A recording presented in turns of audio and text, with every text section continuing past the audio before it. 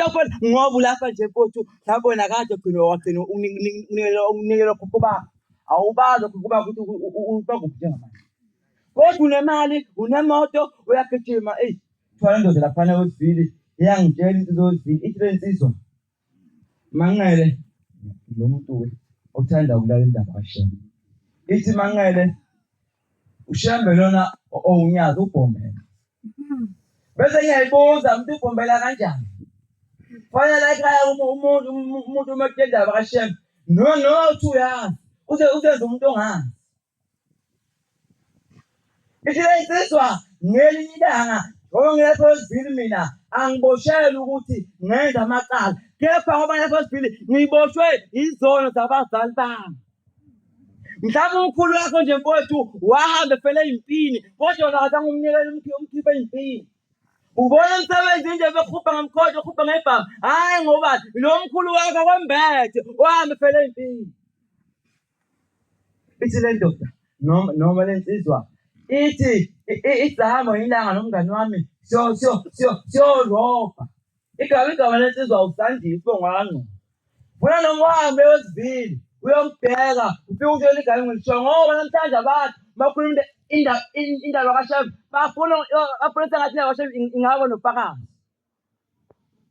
Thwala ithi le ndoda-ke ngahamba, mangifika salobha.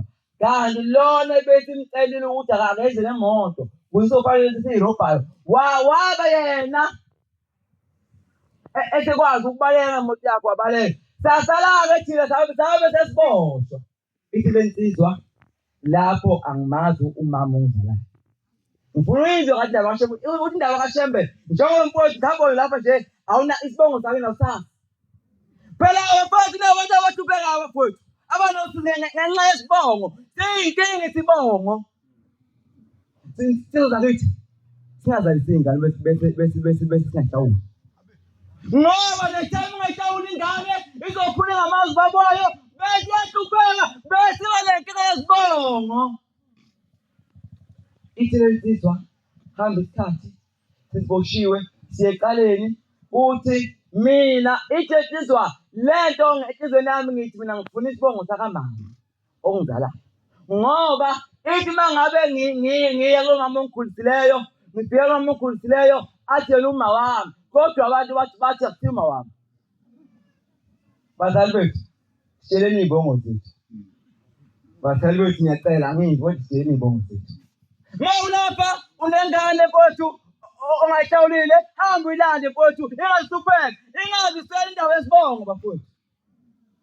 Ithi le nsizwa kanti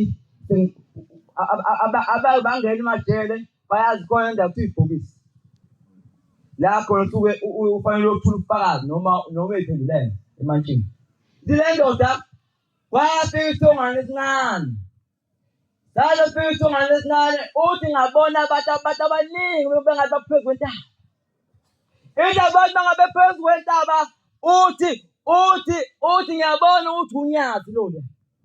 Uthi ngubambe ulayini, kodwa ngithe uma ngabe sengifika phambi kwalo ngibone sekuwuShembe oqala ibhombela. Uzwe kahle mnatomuthi. Ngithe uma ngifika phambi kwesihlalo, ngikhuluma mina ngomuntu into eyenzeka elele.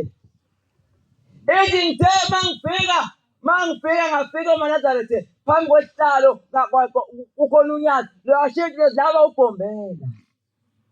Uma ungakakholwa ukuthi unyazi ubhombela uyadala. Ithi ngafika ngathi baba kangimazi umama ongizalayo. Eyi mfowethu, uthi le ndawo yangiphisela ngenyembezi ngoba umuntu bafowethu oqhupheka indaba yesibongo ngiyangimdabukele. Ngaba nentatalo mina ngazalwa emshadweni, ngaba nentatha, kodwa-ke lokhu angigqamisi ngakho ngoba namhlanje abantu umuzi umuntu emila atshele wase yena sowehlaza wasiyoshiza uma wakhe, kodwa umuntu engibheka ukwenza kwakhe akukhombisa ukuthi yena uzalwa ikhona. Uyasikhomela ngaze yena sowehlaza mina kwenza kwakhe akukhombisa ukuthi wena uzalwa ikhona.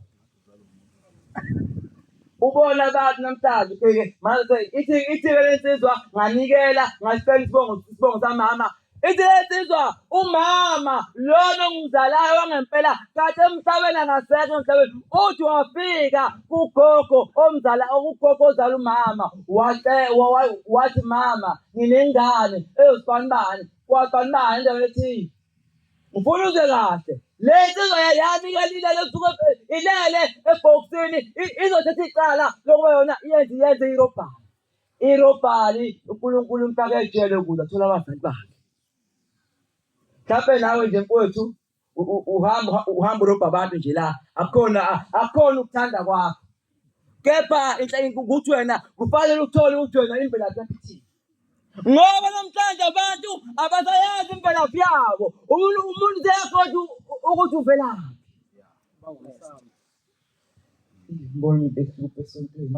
Umbona umuntu lapha esontweni ethuka abagcotshwa enza yonke into umuntu esontweni, kanti hayi mhlawumbe efundiswa wabiza isibongo strong. Akabizanga isibongo lesi abhilonga kuso, ngoba indawo yesibongo inkinga. Amakholwa bazali bethu ngiyanxusa, ngicela lisitshela amaqiniso ngebongo. Inkosi ubusizwe. Amen.